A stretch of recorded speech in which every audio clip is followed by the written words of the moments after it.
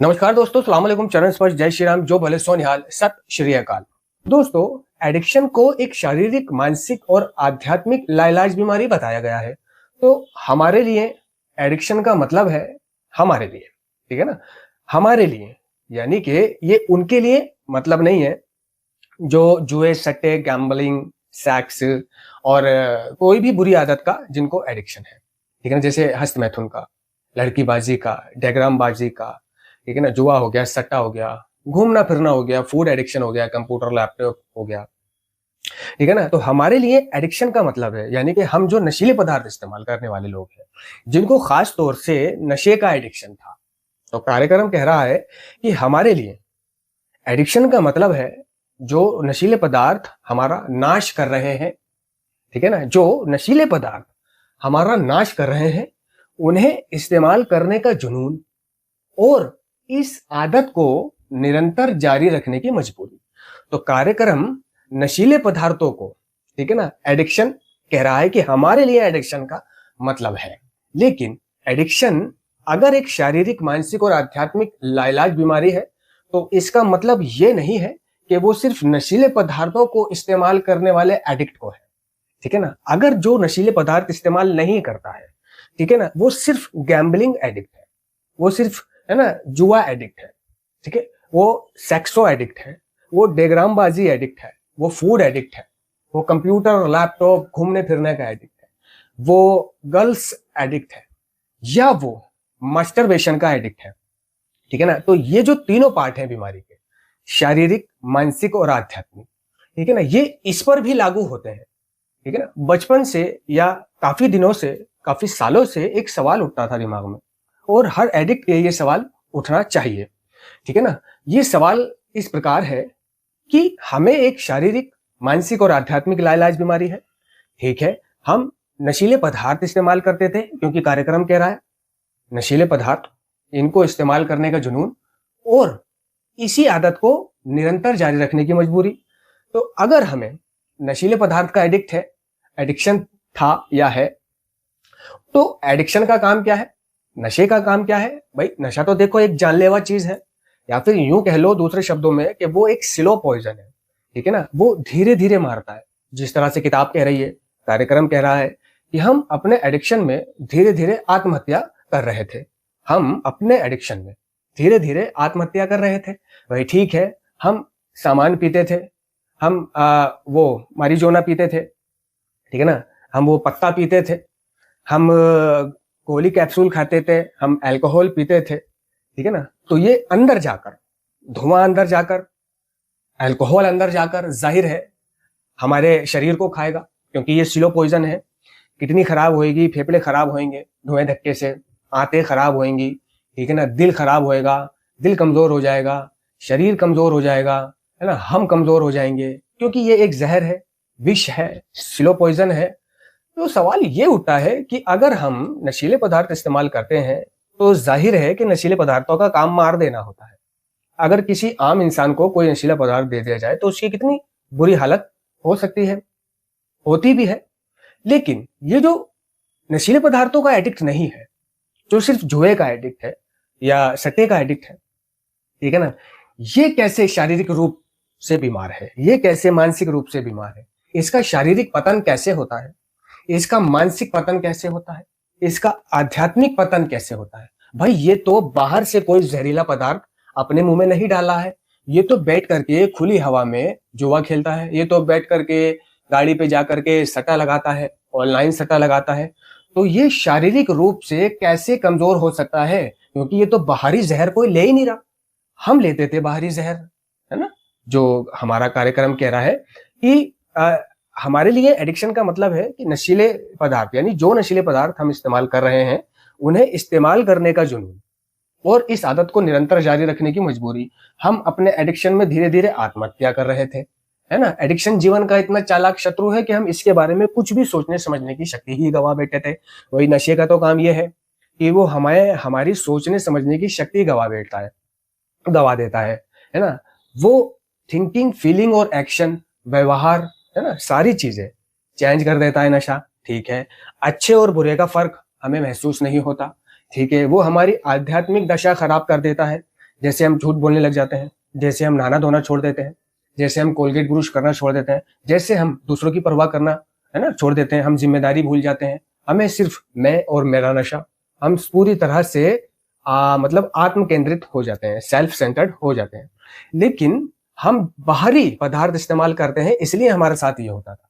हम उन्हें इस्तेमाल करना चाहते थे, उन्हें पाने के लिए साधनों और जरियों की खोज करना चाहते थे, वो जहर है उनके बारे में सोचते रहते थे, ठीक है ना। और ये जो जुए का एडिक्ट है, जो सट्टे का एडिक्ट है, इसको शारीरिक विड्रॉल क्यों होंगे, कैसे होंगे? क्योंकि ये तो बाहरी जहर को इस्तेमाल नहीं करता। तो देखो, बीमारी किसी बाहरी जहर की नहीं है, या एडिक्शन सिर्फ है ना बाहरी जहर का नाम नहीं है, ठीक है ना। ये एक केमिकल लोचा है, ठीक है ना। यानी कि एक उदाहरण के तौर पर, जब अचानक से हमारे सामने शेर या कोई जानवर, खतरनाक जानवर, खूंखार जानवर आ जाए, तो क्या होता है हमारे साथ? क्या होता है हमारे साथ कि अगर हमारे सामने अचानक शेर आ जाए तो क्या होगा? हमारे हाथ पैर ठंडे पड़ जाएंगे, ठीक है ना। दिल की धड़कन तेज हो जाएगी, डर घेर लेगा हमें, पसीने टपकने लगेंगे, ठीक है ना, हालत पतली हो जाएगी, ठीक है। जब अचानक से कोई जंगली जानवर हमारे सामने आ जाए तो हमारी ये चीज, ये हालत होती है। तो हमें ऐसा क्यों होता है? ये डर लगना, दिल की धड़कन तेज होना, ये पसीने आना, ये हालत पतली होना, क्योंकि हमारा जो शरीर है इस तरह की चीज को देखकर, है ना, वो एक जो हमारे दिमाग में एक डोपामाइन नाम का केमिकल होता है, ठीक है ना, जो मतलब खुशी का रसायन होता है, ठीक है ना, या लत का रसायन होता है।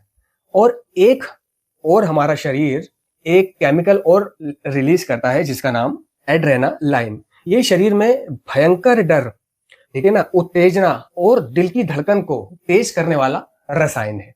तो जब एक जुआरी जुआ खेलता है तो उसके साथ क्या होता है, या वो सट्टा लगाता है तो उसके साथ क्या होता है, तो उसकी दिल की धड़कन तेज हो जाती है, ठीक है ना। और ये जो एड्रेनालाइन है ना रसायन है, ये उसका शरीर छोड़ता है।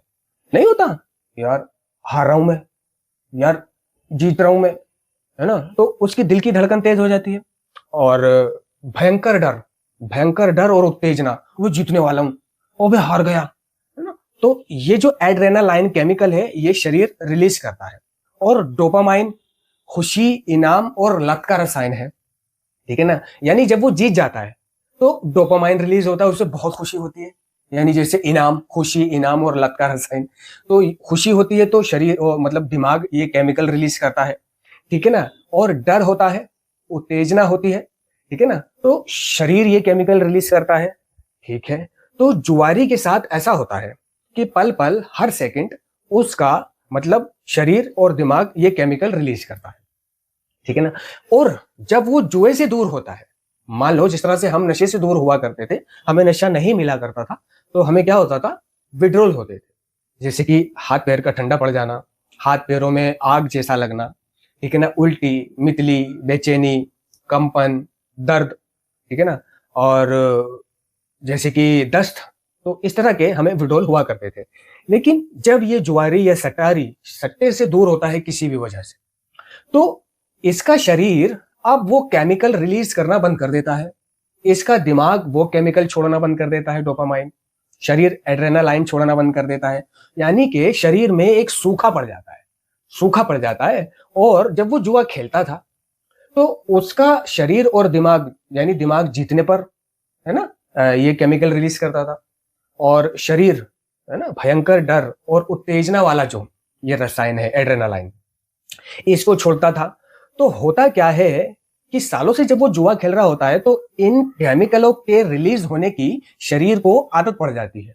उसका शरीर या दिमाग ये मान बैठा है कि ये केमिकल, है ना, जीने के लिए, जैसे हमें जीने के लिए नशा चाहिए था और हम नशा करने के लिए जीते थे और जीने के लिए नशा करते थे, तो शरीर ये मान बैठता है कि केमिकल बगैर उसका गुजारा नहीं है, मानसिक ये मान बैठा है कि उसके बगैर उसका गुजारा नहीं है। तो जब वो जुए से दूर होता है तो ये दोनों केमिकल का अकाल छा जाता है उसके शरीर में, ठीक है। यानी कि अब उसको विड्रॉल होंगे, जैसे हमें नशे से दूर होने पर विड्रॉल होते थे, जैसे हाथ पैरों का कांपना, कंपन, है ना, अल्सर, थकान जैसा महसूस होना, नींद ना आना, हाई ब्लड प्रेशर।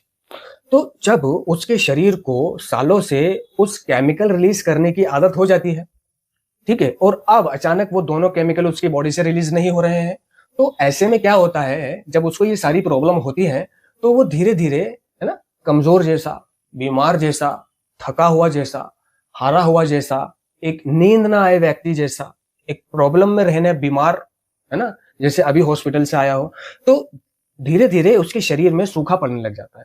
उसकी मांसपेशियां, नसें, ये सब सूख जाती है, जिसके कारण उसको ये शारीरिक विड्रॉल होते हैं, है ना। शारीरिक विड्रॉल उसको इस तरह से होते हैं, जबकि वो बाहर से कोई जहर नहीं ले रहा, ठीक है ना। तो ये तो हो गया उसका शारीरिक पतन।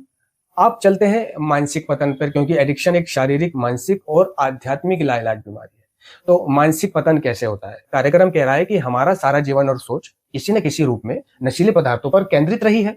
इन्हें इस्तेमाल करना, प्राप्त करना और अधिक पाने के लिए साधनों एवं जरियों की खोज करना। हम नशा करने के लिए जीते थे और जीने के लिए नशा करते थे, ठीक है ना। तो अब ये जो गैम्बलिंग एडिक्ट है, जुआरी है, ये नशा तो करता नहीं है, लेकिन अब इसका मानसिक पहलू ये चालू होता है जब ये उससे दूर होता है। तो होता क्या है कि जिस तरह से हमारा सारा जीवन और सोच नशीले पदार्थों के नियंत्रण में था, अब इसका मानसिक नेगेटिव दिशा में चलने लग जाता है कि भाई अगला जुगाड़ कैसे करूं, अगला जुआ खेलने के लिए क्या करूं, ठीक है, कहां से चोरी करूं, किसको टोपी पहनाऊं, किससे उधार लूं, ठीक है ना, किससे मांगू, क्या बेचूं, ठीक है ना, क्या करूं, है ना, कहां जाऊं। तो इसके कारण वो मानसिक रूप से यही सब सोचता रहता है, मानसिक रूप से यही सब सोचता रहता है। अगर किसी गैम्बलर का, उसके साथी का उस पर अचानक फोन आ जाए या उसे मिल जाए और वो उसे एक ऑफर दे दे कि आ जा, या उसे कोई उधार देने वाला मिल जाए, तो वो एकदम से, है ना, सरप्राइज हो जाता है, चौकन्ना हो जाता है कि फौरन उसको खुशी का एहसास होता है। उसका दिमाग फिर वो डोपामाइन रिलीज करता है, वो अपनी सोच का गुलाम बन जाता है, अपनी सोच का गुलाम बन जाता है। जिस तरह से एक नशेड़ी, है ना, अगला जुगाड़ कैसे होगा, इसी तरह से ये जुआरी, ये सटारी भी अगला इंतजाम कैसे होगा। तो ये सोच का गुलाम बन गया, सोचे जा रहा है, सोचा जा रहा है, ठीक है ना। और एडिक्शन क्या है, ठीक है ना, सोच, सोच की प्रॉब्लम है। एडिक्शन क्या है? मानसिक बीमारी है। तो ये मानसिक तौर पे इसका पतन हो रहा है, इसकी मेंटल ग्रोथ रुक गई, ठीक है। जब ये एक ही दिशा में सोचे जाएगा, सोचे जाएगा, सोचे जाएगा, तो क्या होगा, इसकी मेंटल ग्रोथ तो वहीं ठहर जाएगी, ठीक है ना। क्या करूं, कैसे करूं, कहां से इंतजाम करूं। अब आते हैं आध्यात्मिक पतन की ओर, ठीक है ना। आध्यात्मिक पतन का मतलब है कि आत्मा का मर जाना। हम इसे आत्मा का मर जाना नहीं कहेंगे, क्योंकि अगर आत्मा मर जाती है एक एडिक्ट, तो जब वो क्लीन होगा या वो रिकवरी में आएगा, तो उसकी आध्यात्मिक जागृति नहीं होती, ठीक है ना। वो जैसा था वैसे ही रह जाता, क्योंकि उसकी आत्मा तो डेथ हो गई है। नहीं, आत्मा सो गई कहेंगे, ठीक है ना, अपने मन का कैदी हो जाना कहेंगे, ठीक है ना। आत्मा एक गुलाम, वो आत्मा उसकी एक गुलाम बन गई है, ठीक है ना। तो ये आत्मा सो गई कहलाएंगे। अब इसकी आत्मा सो गई है। अब आत्मा के सो जाने के चलते ये क्या करता है कि घर की जो जिम्मेदारी है और घर में जो पैसा है या जो ये काम करता है उसका पैसा, बीवी बच्चों का पैसा, ठीक है ना, ये बीवी बच्चों की परवाह छोड़ देता है, क्योंकि आत्मा सो गई है। इसका आध्यात्मिक पतन हो रहा है, ठीक है ना, क्योंकि ये एडिक्शन में पड़ा हुआ है ना।